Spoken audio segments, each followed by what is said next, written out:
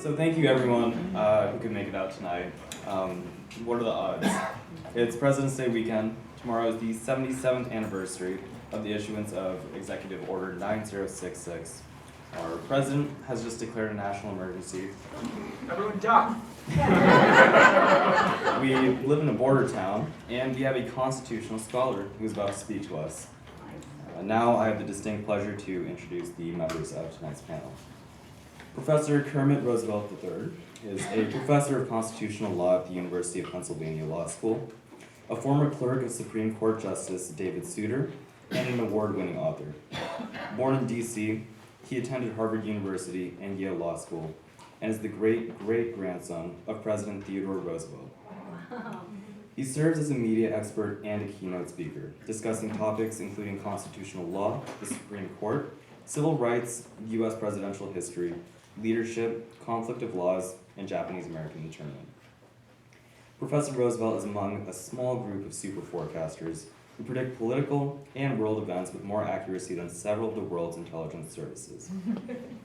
He is a board member of the Theodore Roosevelt Library and Museum Foundation, the U.S. Presidential Scholars Foundation, and the National Constitution Center's Coalition of Freedom. Professor Roosevelt is a distinguished research fellow at the Annenberg Public Policy Center at the University of Pennsylvania and a member of the American Law Institute. In November 2014, the American Law Institute announced that he had been selected as the reporter for the third restatement of conflict of laws. As a novelist, Professor Roosevelt illuminates important social, cultural, and political issues in America. He won the Philadelphia Athenaeum Annual Literary Award for his debut novel, In the Shadow of Law, a national campus bestseller that was drawn from his experiences clerking for D.C. Circuit Judge Stephen F. Williams and Supreme Court Justice David Souter. His latest book, Allegiance, plunges readers into the battle within the U.S. government surrounding the Japanese internment during World War II. Additionally, he has published articles in the Virginia Law Review, the Michigan Law Review, and the Columbia Law Review, among others. And his articles have been cited twice by the Supreme Court.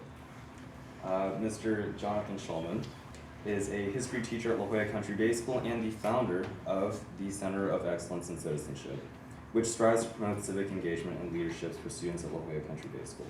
Mr. Daniel Norland is also a history teacher. He's also the co-director of the Center of Excellence in Citizenship at Country Day and the editor of the book Witnesses of the Unseen, the true story of how Lakhdar Boumediene and Mustafa Ait Adir were wrongfully imprisoned in Guantanamo Bay for 7 years, and how their landmark case, Boumediene v. Bush, confirmed Guantanamo detainees' constitutional right to argue their innocence in court. Without further ado, please join me in welcoming tonight's panel.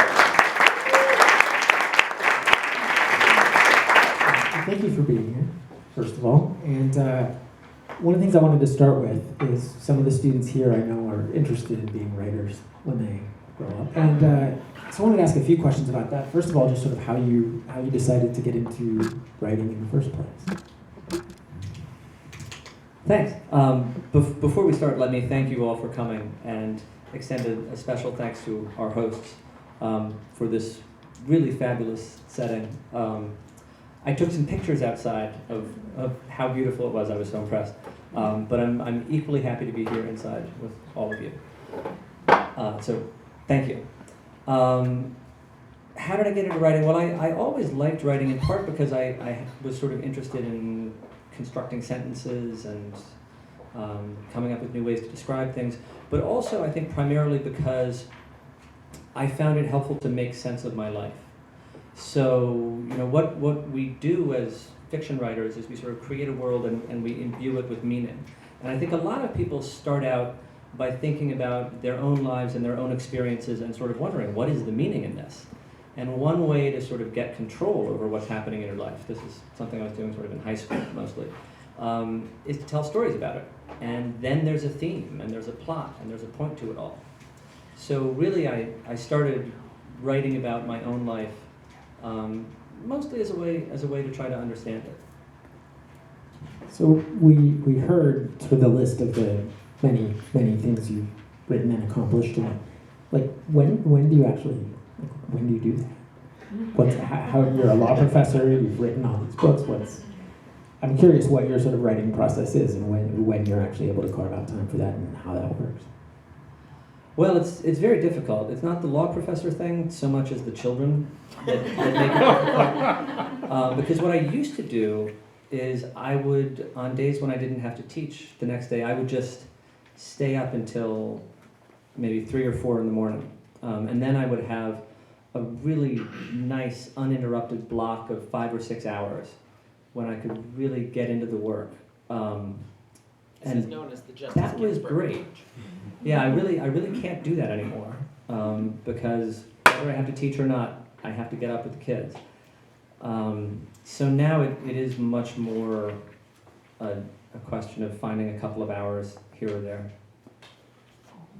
So, We'll have to wait a little longer for the third book. Well, Allegiance took 8 years because I started writing it right when my daughter was born. And then 5 years after that, my son was born. So it was a struggle in a number of ways. A lot of it was written under conditions of really intense sleep deprivation and distraction. The next one I hope is actually going to come along a little bit faster.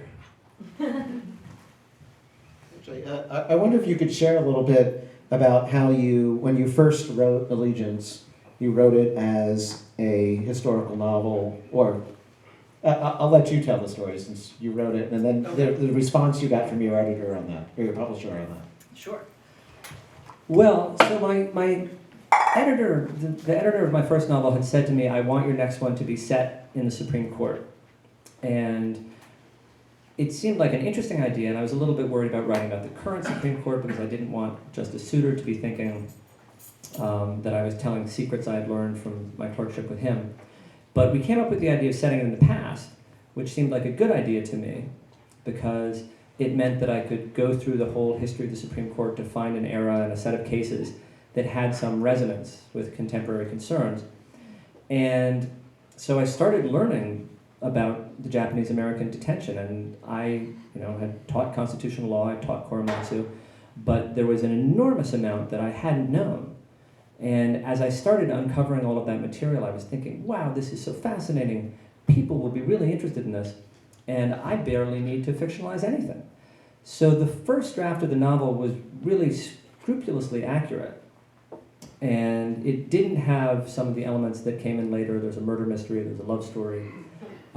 Didn't have those. It was really just a pretty straight historical retelling of the struggle inside the government, Supreme Court litigation, things like that. So I showed that to my editor. And he said, this is very interesting background information, and now you need a plot. I had put 3 years into that at that point. And also, as I said, I was sleep deprived. And so my reaction to that was, hearing that makes me want to kill someone. And he said, oh, you mean you want to write a murder mystery? Which was, of course, not what I meant. But I went with it. So I put in a murder mystery and a love story, and initially, as I was doing that, I felt sort of resentful because I thought, here's this big, important story about a crucial time in American history with big, important constitutional questions and who we are as a nation and all of these things, and now you've made me tart it up with this thriller plot. But then I realized that the whole advantage of fiction, I think, is that you can take fictional elements and use them to dramatize the historical elements. So you've got particular themes that I saw running through the historical materials that I thought were very interesting. And what I tried to do was create fictional plots that paralleled those or deepened those or put them in a slightly different light. So the same sort of questions run through every plot line. There's the murder mystery, there's the love story, there's the historical narrative, but through it all I'm trying to ask basically the same question. The fundamental question, I think, is when is it okay to hurt some people to save others? Well, actually, that's a great lead-in to the question I had for you, which is if there is one thing you want your readers to take away from reading Allegiance, what do you want them to walk away with? I think I would like them to walk away with the concept of the compass of sympathy, which for a while it was my working title for the novel. It's going to be called The Compass of Sympathy. My editor decided that Allegiance was catchier. So we went with that, and Allegiance actually works pretty well too. But the compass of sympathy came from something that Francis Biddle, FDR's Attorney General, said. And he really wrote this in one of his memoirs, and I was so taken by it, I used it as a line of dialogue in the book, and I was for a while using it as the title. But he said, "My mother raised me to be gallant, which to her meant protecting one's kind. I hope to have enlarged the compass of my sympathy." And what he meant there was he had been taught to care about a narrow group of people very like himself. And what he believed he had done in becoming a better person and becoming more sophisticated and educated was he had understood that the set of people who counted was wider than he had been taught. And he hoped that he had enlarged the compass of his sympathy, and he had, but not far enough, it turned out, because when the moment came for Francis Biddle, whether he was going to stake his career on this and go to the mat to defend the rights of these innocent American citizens, he didn't do it. And looking back, I think he felt a real sense of failure about that. I thought you said these themes had resonance today. But so actually, there are a few different passages in the book that Jonathan and I sort of picked out that we wanted to run by you that that sort of we think there's very much we're interested to hear your thoughts on how some of these passages reflect on today. And I think we decided the way we're going to do this is so that the book is narrated by Cash Harrison, and so Jonathan's going to be Cash. So if you're looking for someone in the movie, this is my audition. A little bit older, but not that. You definitely have something. Thank you. And I'm going to be everyone else. So this first one is an exchange between Cash and a character who is initially introduced as Eleanor. So I will be Eleanor. They're talking about the internment of Japanese Americans. And go for it. I'll do my teacher voice. I shake my head. I'm not the bad guy, Eleanor. Keep telling yourself that. You think different? It's a democracy. If we don't do something about this, we're all bad guys. So the question, what does Eleanor mean by that? To what extent do you think we are all bad guys in a democracy? Well, so the first sense of that is, in a democracy, the government is supposed to be responsive to the will of the people, so what the government does is what the people want. And that's a sort of high-level expression of it, and I think it makes sense from that perspective. But then what people will say, of course, is, don't blame me, I voted for the other guy. Don't blame me, this isn't the policy I wanted. And Eleanor is also trying to push back against that to some extent, because I think that that's probably not a productive attitude to have, and it's not a productive way of understanding your connection to your country, because the government is supposed to represent us all, and maybe you voted for someone else, but the government is still representing you, and you should still feel a sense of connection to that government, connection to the country, a sense of ownership and responsibility for what the government does. That, I think, is a reasonable understanding of patriotism in a democracy, that even if the vote goes against you, even if you don't persuade enough people, you still feel a sense of responsibility for that, and you still feel a sense of connection. You don't say, it's the other party doing this, it's not my fault. Well, when you bring to mind gerrymandering, voter suppression, money in politics, foreign influence, does that change the calculus? Does that potentially make our democracy less reflective of the people's will? And do we still then bear responsibility for the people who we elect? Well, it does make the government less responsive to the people's will. And gerrymandering is a terrible thing. Voter suppression is a terrible thing. The influence of money in politics is a bad thing. Probably not gerrymandering, voter suppression. But I guess I'm setting this out as sort of an aspiration, because what I hope is that people will still feel a connection to the government, to the country, and they won't feel, this is not my country, this is not my government, this is something alien over which I have no control and which I have no responsibility to try to improve. Because as long as you feel a sense of responsibility for what the government is doing, I think you'll feel an obligation to try to make it better. There is I want to recommend this, especially about gerrymandering. There was a article in the Washington Post today. Maryland, my home state of Maryland, has one of the most gerrymandered states in the country, and it's an extraordinary thing to look at. And there's one district in particular, I think it's the 3rd Maryland district, that John Sarbanes represents, and it's called the praying mantis, because if you look at it, it looks like a praying mantis. But I recommend, if you have a chance, to read that article from the Post of where the reporter took a day to drive through the entire district and the people that he talked to there. But here's another line that we wanted to ask you about from the book, which a lawyer for the government says in advocating for the internment of Japanese Americans. He says, all Americans of Japanese origin or not must be prepared to make sacrifices. In time of war, it is not enough to say, I am a citizen and I have rights. One must also say, I'm a citizen and I have obligations. So at the Center for Excellence in Citizenship, we talk a great deal about the obligations of citizenship, even though the tendency when people talk about citizenship is often they want to talk about the rights, what they feel that they are entitled to by the Constitution, but less about preparing to make sacrifices. So when the character in your book said all Americans must be prepared to make sacrifices, what he was really talking about, of course, was a particular group of Americans. And unsurprisingly, they were the ones who didn't look like him. In your opinion, what are the obligations of citizenship that people should be expected to fulfill, and what can we do to make sure that those obligations are distributed in a reasonable way?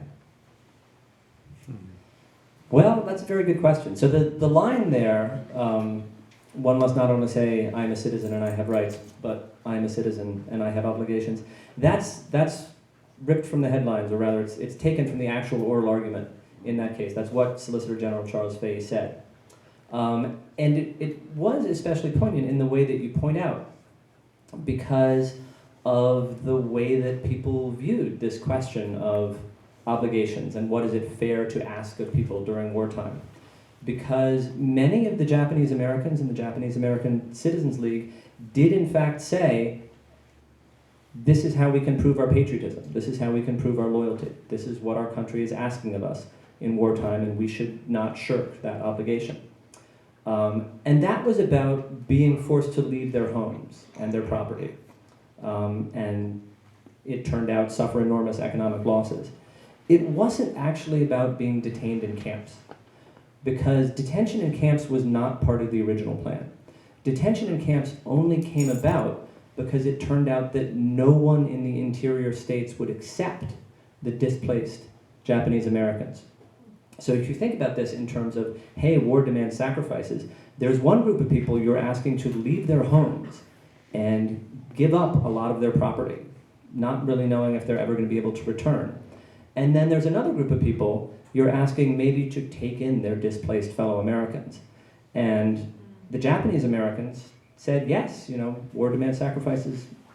Many of them said, we're willing to do this. And the other Americans said, no, we will not let you live among us. So it's a stunning example of the unequal distribution of obligations.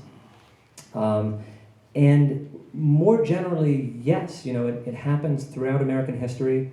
People try to define a class of people who have rights but no obligations, and then a class of people who have obligations but no rights that anyone is bound to respect. That's the insider-outsider dichotomy in American history. And you see it most intensely with slavery. You see it with this idea that there's going to be a hereditary class of perpetual outsiders. That's what the Supreme Court says in the Dred Scott decision, that African Americans can never become US citizens. They can never have the rights of citizens. And that's what the 14th Amendment goes against with its first sentence, which creates birthright citizenship. It says, we will never have anymore this perpetual class of hereditary outsiders, because anyone born here does have the rights of citizenship. what can we do to make sure that their rights and obligations aren't distributed unfairly? Well, a lot of that is the political process, but of course there are ways in which the political process doesn't work, and there are groups who don't get a fair shake in the political process. And I believe that protecting those groups is a very large part of judicial review. And if you look actually at the history of the Supreme Court, I think the cases where it looks the best, and many of the cases that we look back on most fondly now, are situations where the Supreme Court came in to protect a group that was being asked to bear an undue share of the obligations. I think we're going to do another. We're going to do another reading. For this one, I get to be Justice Felix Frankfurter. So, and I get to be Cash again.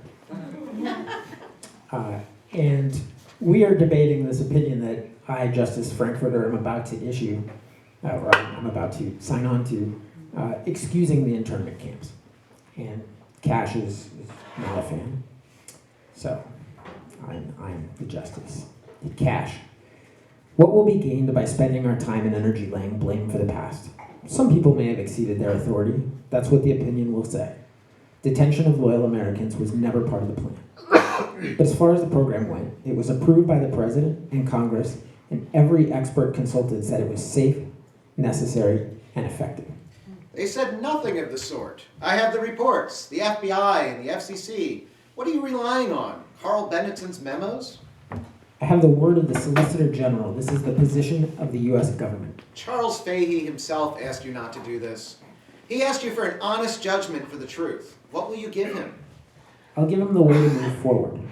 We do not move forward by shutting our eyes to the past.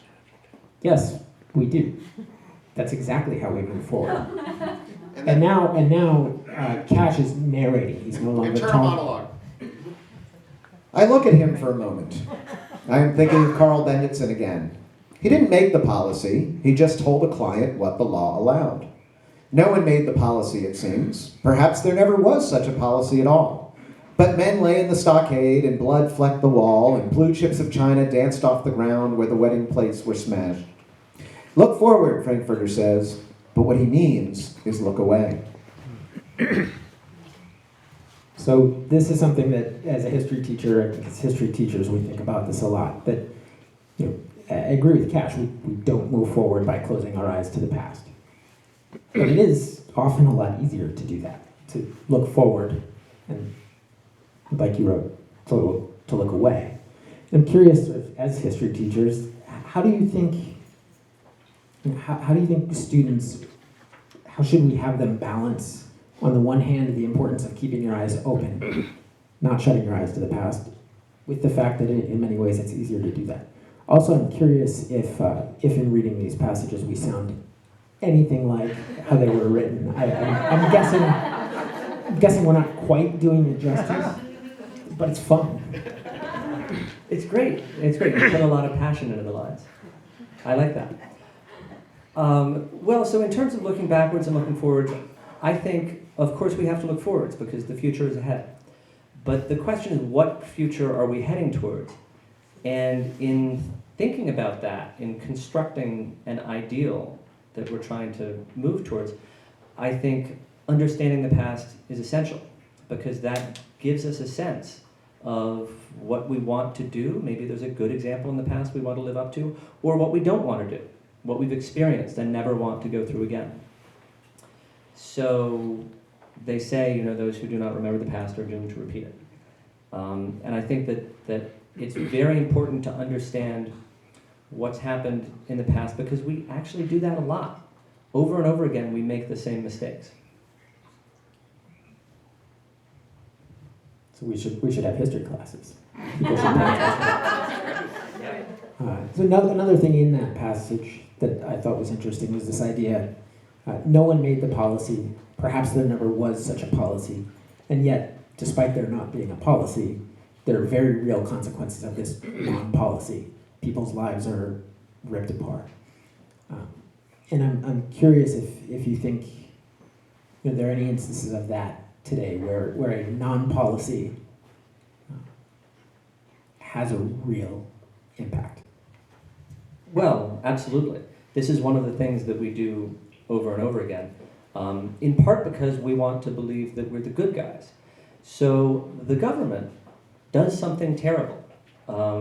It locks up 100,000 innocent American citizens, or it tortures people, or it separates families at the border. And after a while, people look back at that and they're like, whoa, that was a bad thing to do. I wonder how that happened. And the answer that comes out very often in all three of those instances is, oh, we don't really know how that happened. We didn't do it on purpose. This wasn't the plan.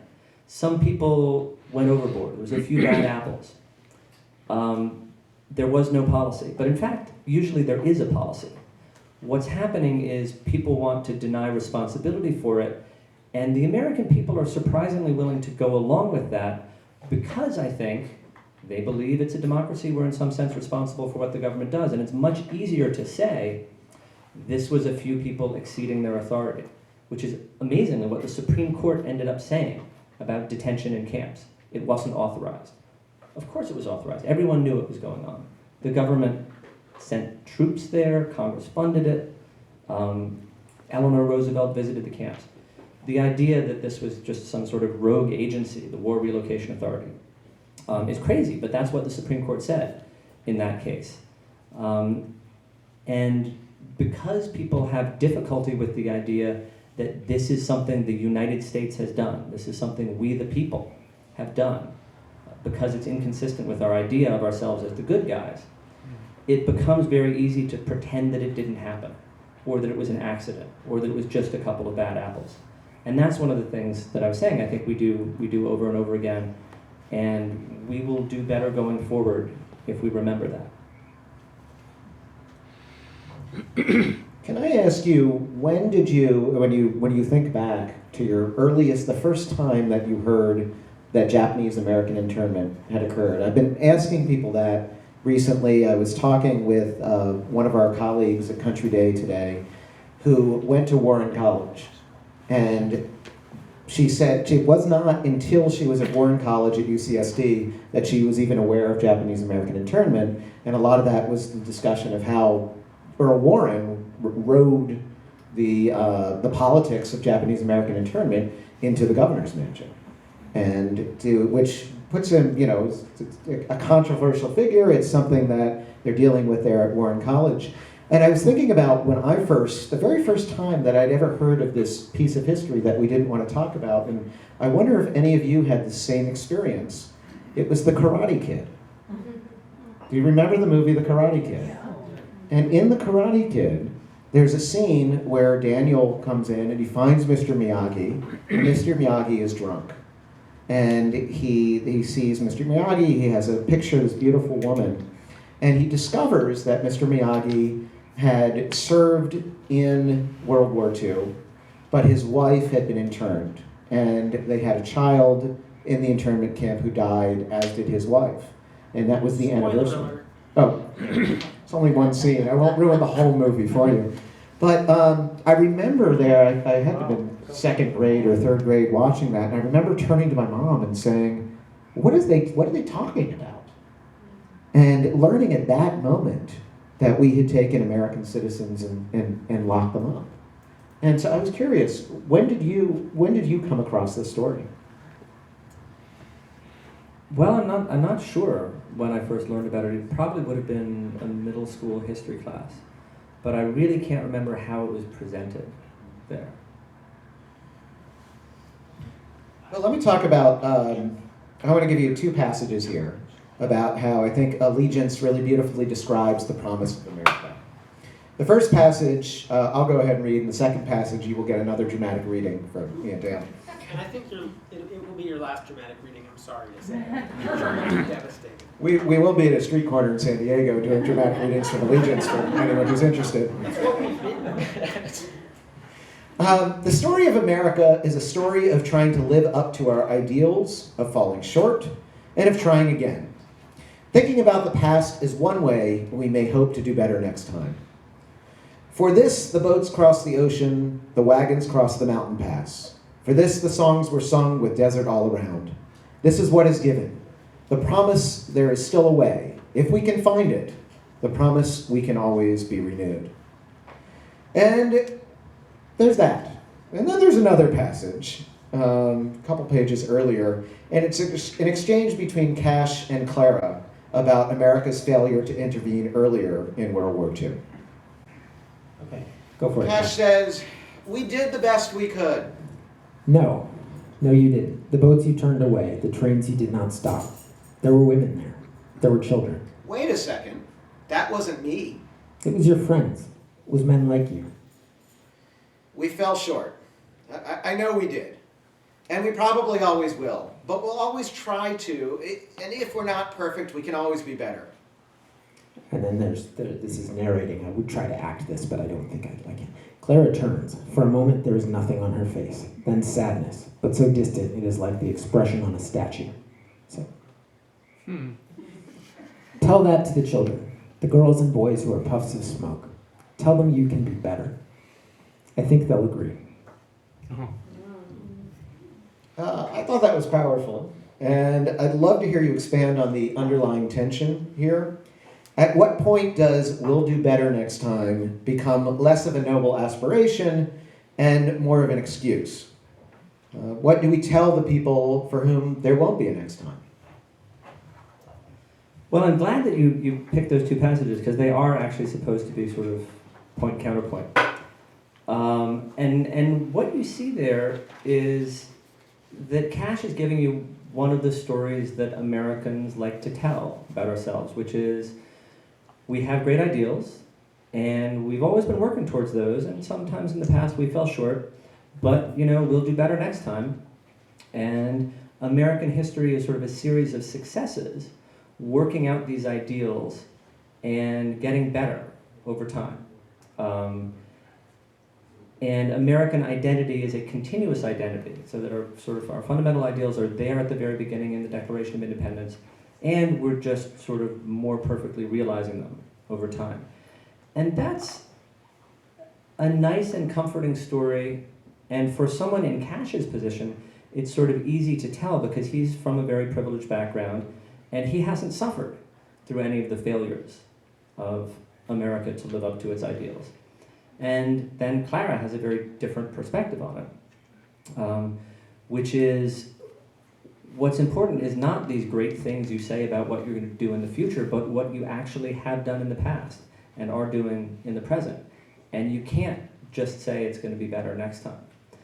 And which of those is true, hard to say. The book is not actually trying to resolve that so much as to show this tension between the story that Americans like to tell themselves about ourselves as a nation and the lived experience of people for whom America does fall short. If you want to think about it optimistically, I would say, the question is really, are we getting better? And not on a day-to-day basis, certainly we're not, or even year to year, or even in increments of a couple of years. But if you look at American history in 25 or 50-year segments, I think it does look like we're getting better. So now sort of shifting away from allegiance, and in just a minute, you all will get to ask some questions. No more dramatic readings, I'm sorry. But I did want to ask a little bit about one thing that Shamiran mentioned in the introduction, which I read about you online, that you are, quote, among a small group of super forecasters who predict political and world events with more accuracy than several of the world's intelligence services. So I wanted to ask about this small group of super forecasters. So like first of all, is this a club? Do you have a secret handshake? Or do you have business cards? Like who decides who's a super forecaster? How does this work? And also, when you sort of join the club, like, did you see it coming? Did you know Dan was going to ask that question? I did, yes. And he knows why. But,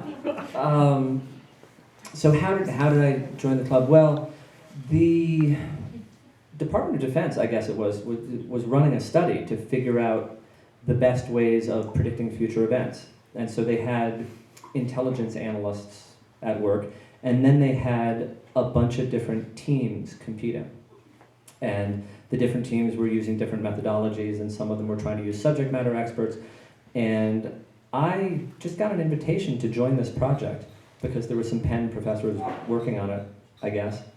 And I thought it sounded like fun, so I signed up for it.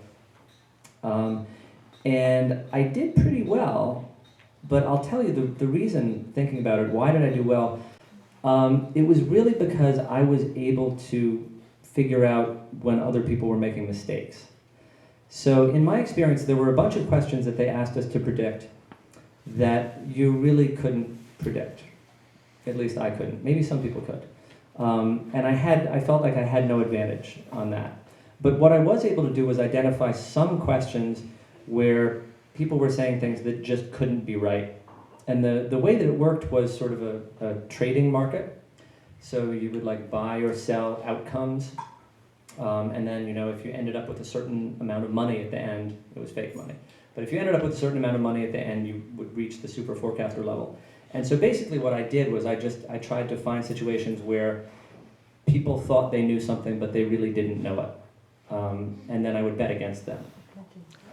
So it's not actually, I think, that I was able to predict the hard questions in ways that people couldn't. It was more that I was able to detect when they were overconfident and mistaken. Well, there were just certain things that couldn't happen the way people thought they were going to happen, usually because they were predicting that it would happen too fast.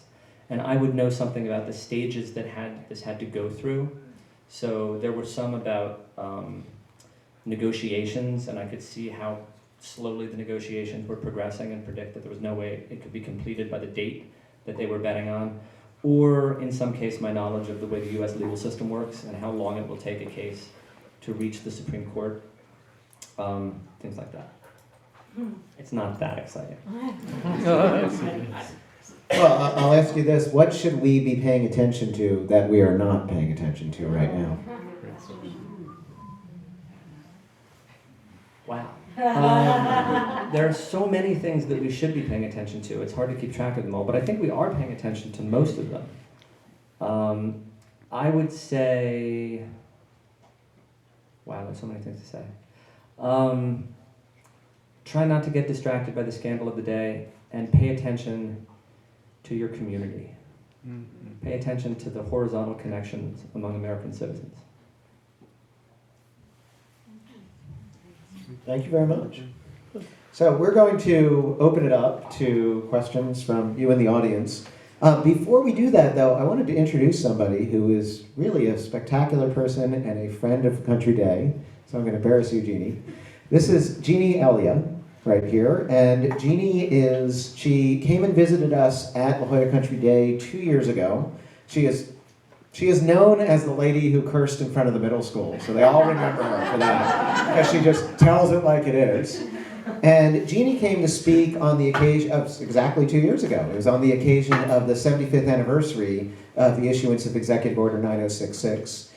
Jeannie was 3 years old when she was interned, and she went to Poston, Arizona, and she is a firecracker. And if you want to hear some great stories, you definitely want to get a chance to talk to Jeannie. But so, Jeannie, thank you so much for coming.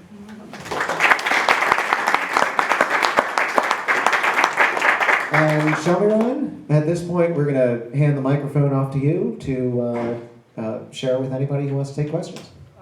Was there any substantial debate inside the administration about the fundamental inconsistency in the way German Americans are being treated versus Japanese Americans? Here you're at war with two countries. Hitler's declared war on the United States. Both the opponents are engaged in genocide, but the Germans much more systematically and horrifically. And it's okay to put a German American in command of the American forces and then in turn the Japanese. Yes, so was there debate? I think there was. I think that people did point that out. Some of my characters point that out. And, as you said, you could probably have made a much stronger case for not necessarily mass detention of German Americans, but more attention to the German American community, which was actually displaying disloyalty in a way that the Japanese American community did not. One very striking example of this is that one of the concerns that supposedly was a basis for removing the Japanese Americans from the West Coast was that members of the Japanese military might come ashore and blend into the population, and how would we know? And how would we be able to detect them? Well, that actually happened with the Germans. So 8 Nazi saboteurs landed from submarines on the east coast of the United States and blended in to the local population. One of them went home to Chicago. He was actually a naturalized American citizen who had grown up in the United States, exactly the sort of person that, had he been Japanese, we would have been very suspicious of. But because he was German, he was not viewed with such suspicion, and he actually did carry out this mission, although ultimately all of them were caught and most of them were executed. But they were caught actually because 2 of them turned the other ones in, not because our intelligence service was on the job. So yes, the differential treatment of German Americans and Italian Americans, striking example of this, Fred Korematsu, who becomes the litigant in the Korematsu case. Why does he actually defy the order that tells him he has to leave San Leandro? It's because he wants to stay with his fiancée. And his fiancée, Ida Boitano, is Italian American. So if we had been treating all of the people descended from enemy nations consistently, she wouldn't have been able to stay there. But everything that was done with Italian Americans and German Americans was on an individualized basis. And it's pretty clear, and people did say this at the time, we could have dealt with the Japanese American population on an individualized basis. There were people that the government had been keeping tabs on. After Pearl Harbor, the FBI went in and arrested basically all of the male figures of any prominence in the Japanese American community. And J. Edgar Hoover's position after that was, I have solved your problem. You no longer have anything to worry about. Even that was probably arresting too many people. But it's pretty clear there was absolutely no need for race-based mass detention. Dana Pineda. My son had the good fortune of having both Jonathan and Dan as his world history teacher. And the one thing I learned from studying with him is that civilizations rise and civilizations fall. And I would like to open this question up to the whole panel. What is the greatest threat to our democracy? You have a hard question. You're a super forecaster.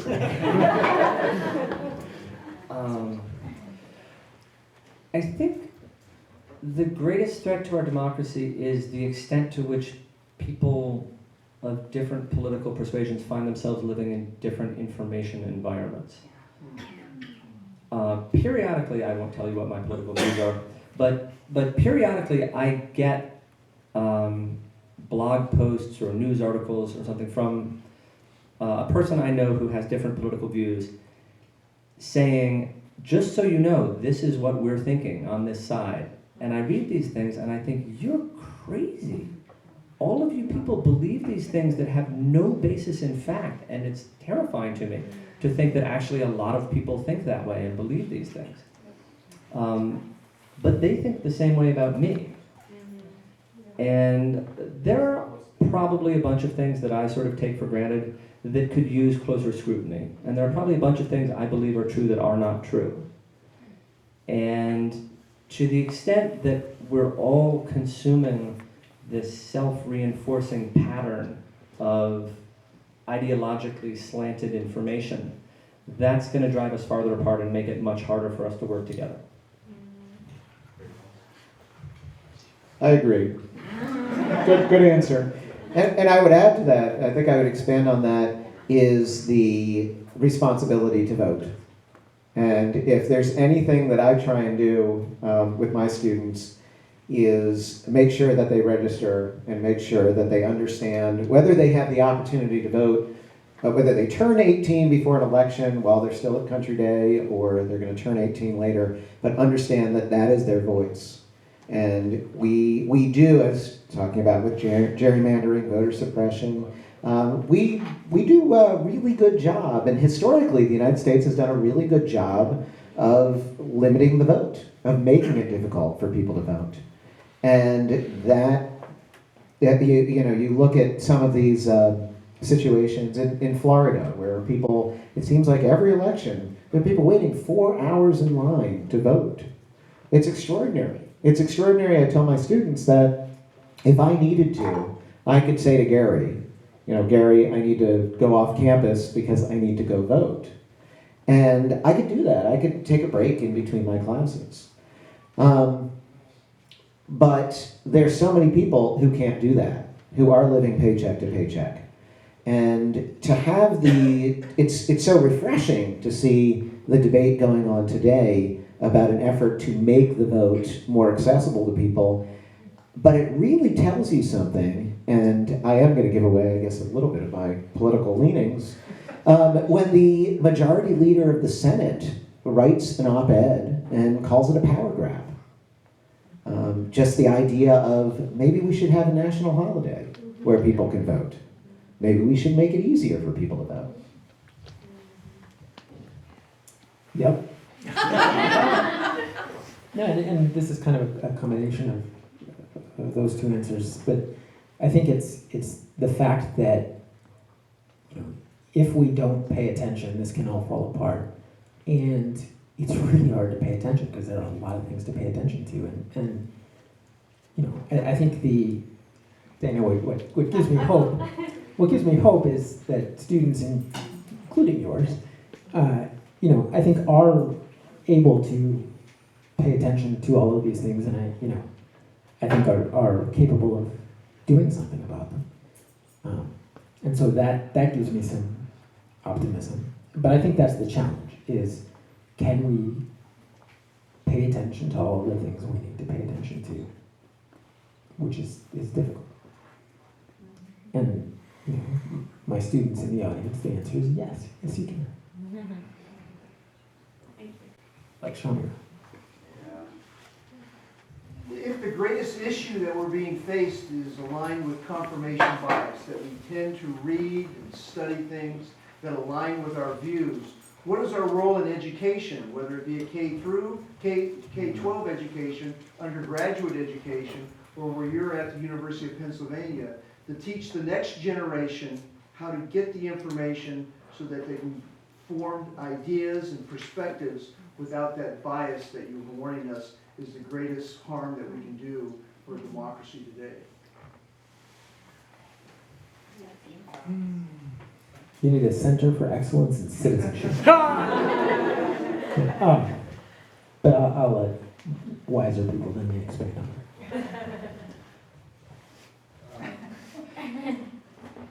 Well, I think fundamentally the most important thing is to teach students to be intellectually curious and to seek out information and perspectives that challenge them, and not just the perspectives that make them feel comfortable and righteous. And of course, as teachers, it's our job to do that, I think. It's our job to challenge students and expose them to ideas that they wouldn't otherwise encounter. And I try to do that in my constitutional law class. I mean, what I tell the students is that I view many constitutional law issues as sort of an ascending staircase sort of dialogue, where there's an argument on one side and a better argument on the other side, and then a still better argument on the original side, and you can just keep on going back and forth like that. Regardless of which side you're on, you can learn how to make your argument better. And I try to teach them how to do that by basically, no matter what they say, I try to give them the best argument on the other side. And I have noticed over the past 5 years or so that they've become a lot more resistant to that they don't seem to accept that as a proper model of pedagogy anymore. They want me to tell them who's right, and they want me to tell them who the bad guys are. And I don't know why they're coming to law school with that perspective, but they really are to a greater extent than they used to, which is disturbing to me. Yeah, my question was to bring this up to the real present, and I'm sitting here looking at, we just had a national emergency declared, and a lot of this, at least in the broad sense, seems to be based on just nothing but fear, and fear of something. And I guess I just kind of like your opinion on kind of how this is, playing out in a constitutional sense. A president declaring a national emergency, is it an emergency? Is that a statutory question? Is it a question now Congress is going to talk and come back and maybe vote against it and they can be vetoed? So is it a political question, or is there a power of the purse and a constitutional question of payment? I mean, so how does all this play out? And I guess, it seems like Korematsu and the whole fear thing plays into this of trying to protect ourselves. And I was just wondering what your thoughts are on sort of the current political or social dynamic is in, the current thing that we're now all, thinking about and dealing with. Well, thanks. That's a great question. I have, I think, two answers. One is, as far as the national emergency goes, there's not really a constitutional question because Trump has not said this is an emergency, it expands my powers as president, and under the powers that the Constitution gives me, I'm going to do this thing. For the good reason that that's not the Constitution we have. We do not have a Constitution that says in emergencies the president gets to unlock these extra powers. So constitutionally, really nothing is happening. What he is saying is there's a federal statute out there, which there is, the National Emergencies Act, which allows me to declare an emergency, and apparently with very little in the way of second guessing by anyone. The statute doesn't define emergency.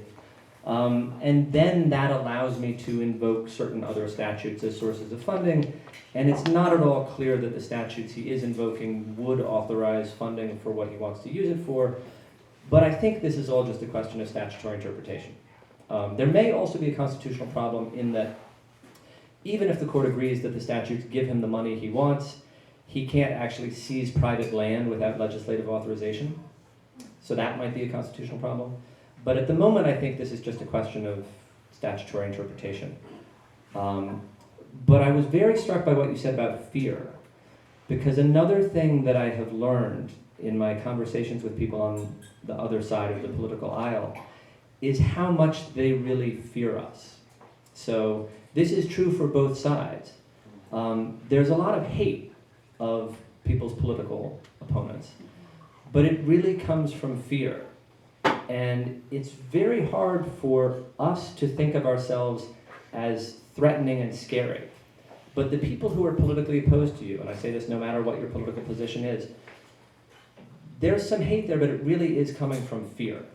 And to the extent that we can reduce fear, I think we will also do a good job of reducing hostility.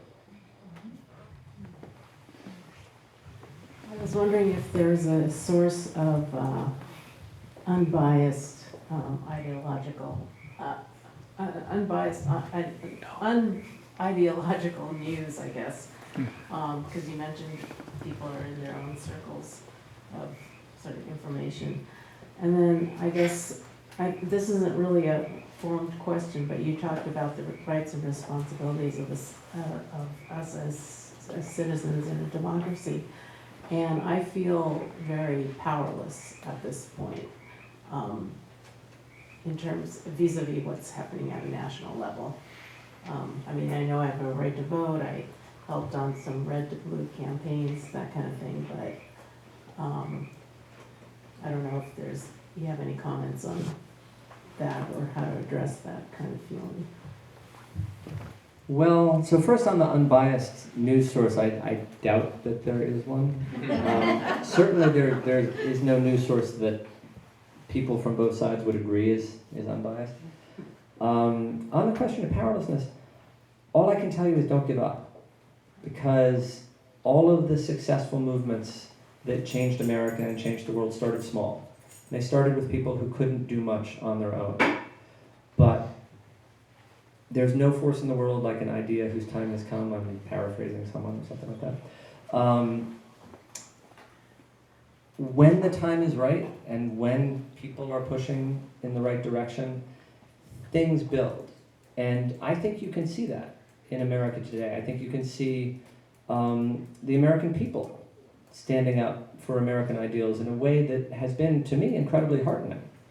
So when the travel ban was rolled out, and the first sort of crazy, incredibly heartless version of the travel ban Americans went to the airports. Americans went to ports of entry to provide relief for other people that they cared about.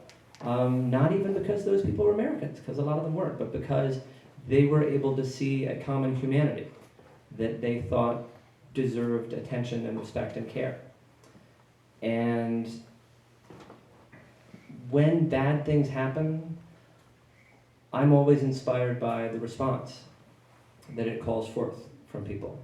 And I think that also you don't just see that in the response to the acute, terrible thing that happens. You also see it in political movements building over time. And there are always setbacks. But again, if you look at American history in 50-year cycles or 50-year segments, I do think that the movements that you would hope get stronger get stronger. I'm wondering what you see as the cause of the fear and whether it's increasing or decreasing historically over time. And you did talk about people being more compartmentalized, perhaps because of social media, so that could be part explanation, but I'm wondering if there's anything more beyond that, or if you could. And also, it strikes me that people are really looking at trying to win as opposed to trying to understand, and maybe that ties into the fear. So a deeper understanding of the fear would be very interesting to me. I think that a lot of the fear comes from ignorance. So one of the things that happens when people only get their information from sources that share their ideology is they develop a very shallow understanding of what the other side actually believes and wants. So you can go to left or right websites and look at what they think the other side wants, what the other side's end goal is. And basically both of them are saying, the right-wing website will tell you, in the end the left wants to destroy America. And the left-wing website will tell you, in the end the right wants to destroy America. And again, I don't want to make this about which political side I'm on, but my side doesn't want to do that. They really don't. And I'm sure that people on the other side would say, no, that's not what we want.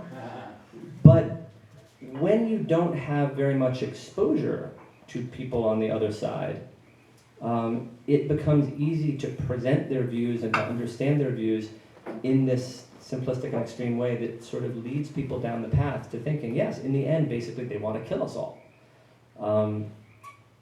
So I do think that the information silo effect leads to a shallow and simplistic understanding of the other side's interests, goals, and arguments, which then, because they're the other side, and I mean, maybe this does have something to do with the wanting to win idea, leads people to understand them in the most extreme and terrifying way possible.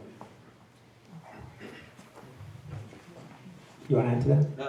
I did. I do too, but you go first. In one of the talks, Kim, that you gave, you talked about reading novels and how reading novels breeds empathy. And I wonder if you could, and I will, if you don't mention that tomorrow to the students, I will ask you to bring that up again. Right. But I wonder if you could share that idea. Well, so this goes back to the compass of sympathy point that I was trying to make, which I was saying is the fundamental idea that I want people to take from allegiance. Because the lesson of that historical episode, and the lesson of a lot of these historical episodes, is we make mistakes when we don't count people's interests fairly, when we discount the harm that we inflict on certain people because they don't look like us, for instance. So the basic question, when is it okay to hurt some people to save others? Sometimes that's an easy question, sometimes it's a harder question, but we tend to get it wrong if we don't understand the harm that we're inflicting on people, or if we don't care about the harms that we're inflicting on people because we don't count their interests equally. And in order to be able to count other people's interests equally, I think what you need is empathy. You need to be able to understand what it is like to be that person. You need to understand what you're doing to them, and you need to understand whether there is in fact a justification for what you're doing, whether they are as different from you as you think they are. And then I say, empathy is important. How do we cultivate empathy? They've done studies on this, and it turns out that early childhood experiences matter, and it turns out that parenting style matters. But there is one thing that has worked in laboratory conditions, in randomized trials, which is reading novels. So it has it's been shown that reading not just any fiction, but reading literary fiction does in fact increase the ability of people to empathize with and sort of sympathetically inhabit the perspective of people who are different from them. And that does connect to what I'm saying, to what I was saying about the fear, exactly. Because it's this lack of understanding of people who have maybe in some ways similar goals and similar values, but just sort of different ways of trying to get to their goals, or different perspectives on certain things.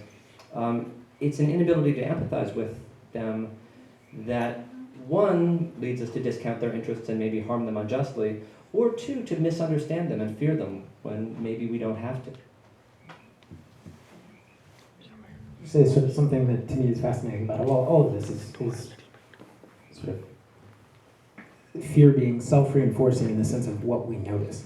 Right? If you are afraid of so-called Islamic terrorism, then you will notice every single attack by someone claiming to be acting in the name of Islam.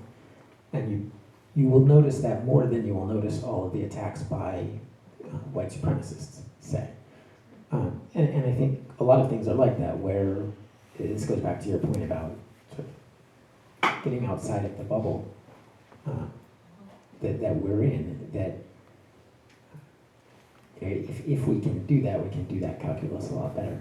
So you had a question?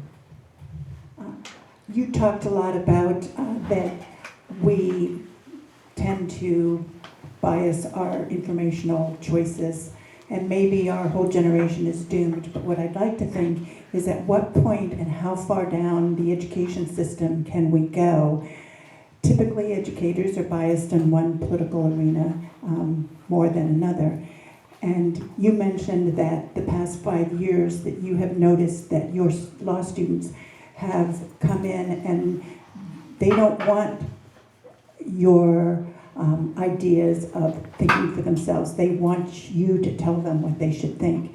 And I think what you're seeing is the effects of what some of our schools have been doing over the last 20 years. And you are now seeing that we possibly have children who don't want to think for themselves. So at what point do we take the responsibility and the recognition that possibly from kindergarten on, our children are being exposed to one political philosophy so much more than the other, that by the time they are at a point where they should be thinking for themselves, they've lost that ability, and their political views are already so established that they are unable to do that. How can we more balance that process, and at what age do we want to expose our children to a more balanced political philosophy? I would say just, and then I'll pass you the microphone, but these students who don't think for themselves, I have not met them. Yeah. And I think that is a function of partly the fact that I'm lucky to teach in a place where people are really encouraged to think for themselves. And so, there's students in the room right now who I will happily hold up as examples of, if I tried to tell them what to think, they do laugh. And I think that needs to be encouraged. And I'm not sure, in my mind, and I could be wrong about this, I'm not sure the issue is necessarily that students need to be exposed to a perfect 50-50 mix of, say, Democrat and Republican views, or conservative and liberal. I think whatever political views students are exposed to, it's with this idea that we want you to push back against this. We want you to think hard about this, and I might think this, but there are counter-arguments, and we want you to be able to articulate those counter-arguments and um, and maybe you hear from more teachers who are on one side of the political aisle or the other. But if that's presented in a way of, you know, it's more about you being able to figure out for yourself what you think and why. And I might tell you what I think, but I want you to disagree with me when you do. And you know, that to me, I think, is how we maybe get at that. Anyone want to?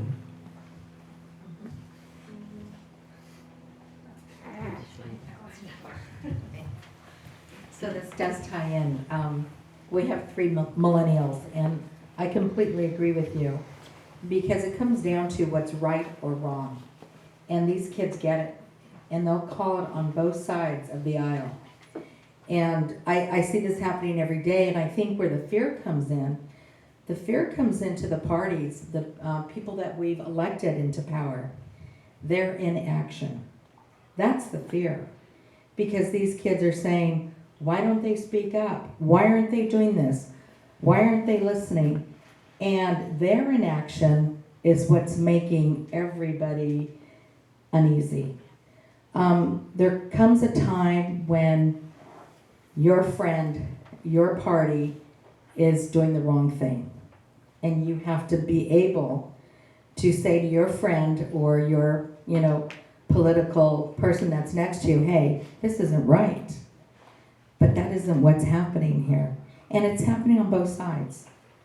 So my issue is where do we find that common ground? Even the millennials are saying we need a new party. There isn't a party for us. And that's troubling. They feel that the adults are making major mistakes that affect the future, their future. And they want to start a kind of a revolution saying, how do we get there? So it's interesting because we have a son that's very active in LA and starting in grassroots politics. You were his professor. And then we have another one that works for DOJ and at the top level and, can't speak about what's going on, but tends to shake her head. And we just saw it live on TV, the interviews that happened this week. It's troubling. It's troubling to see, all this bickering and you didn't do that or you did this. No one knows what's right, coming out of their mouths anymore. And I really blame the politicians. It's do your job. We're the citizens, do your job. Not what you want to do, what's right for this country and what's right for the people. And they've lost their way. They really have. And that's what bothers me, and that's what bothers the younger generation. That's the fear that's rising.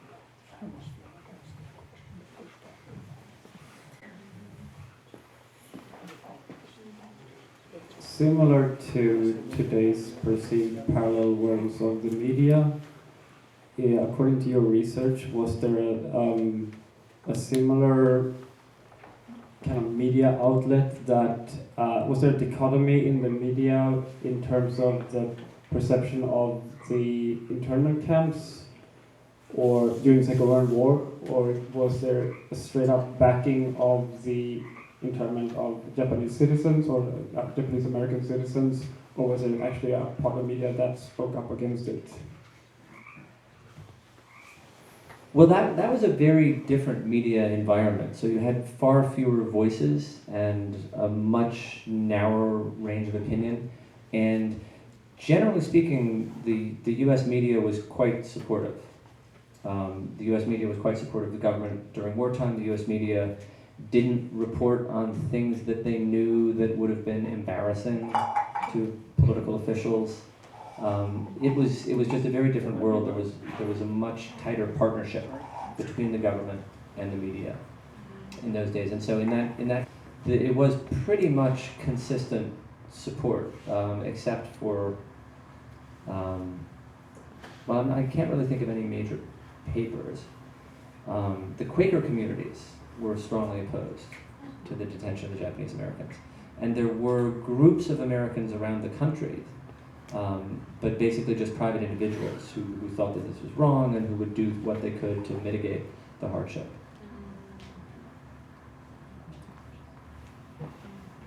My name is Daniel Wolf with Democracy Counts. We do same-day election audits. This is going to sound like a statement, but because I really can't ask it as a question. I'm too academic for that. But I invite you to respond with the better answer. It seems to me that the information asymmetries that we're experiencing, the problems with democracy, that if we look at them from a structural perspective, the problem of money in politics, the problem of differentiated zip codes, super zip codes with great privilege, poor zip codes, and whether it's in Wisconsin or Alabama where people have never met a professor, much less taken a class from a professor, how can one expect someone to overcome those kinds of life disparities, and understand that they are caught in an their entire life experience leads them to believe that the people on the other side are not like them, and they can't understand their motives. So why should they expect them to appreciate that? And then you tie that into a political environment where with gerrymandering and hyperpartisanship and so on, where politics has become highly economistic. What's the return on investment this quarter, as it were? I mean, it's every 2 years, but it's like a quarterly reports environment where we're only looking at the short term. So like Clinton put together the first New Deal winning coalition since the New Deal, and it fell apart, so somebody cobbles it together again using the power of computers and marketing and so on, and it ends up being, once again, what will win us the election, but not what will provide a return on a long-term investment in rural America or in displaced America, in the Rust Belt and so on and so forth. So you end up with the politics reinforcing the underlying structural variables, that it becomes a very difficult nut to crack. So far, James Fallow says we've got all this horizontal stuff going on in local areas, and that's a degree that provides a degree of hope. But on the other hand, we see this continual migration of power upwards, and people think about their rights of citizenship, but not I'm not going to say obligations, the tasks of citizenship. How do we bring power back down to the point where not only do we control who fills the potholes, but what do we have to say about, other than just protest, about people separating families at the border, for instance? I mean, that's completely out of the ambit of most American citizens. There's nothing to do about it but maybe go down and sit at the border, because there are no mechanisms left. The executive administration. So, I would, well, she clearly doesn't approve. Anyway, so I invite you to please, take this to the next level.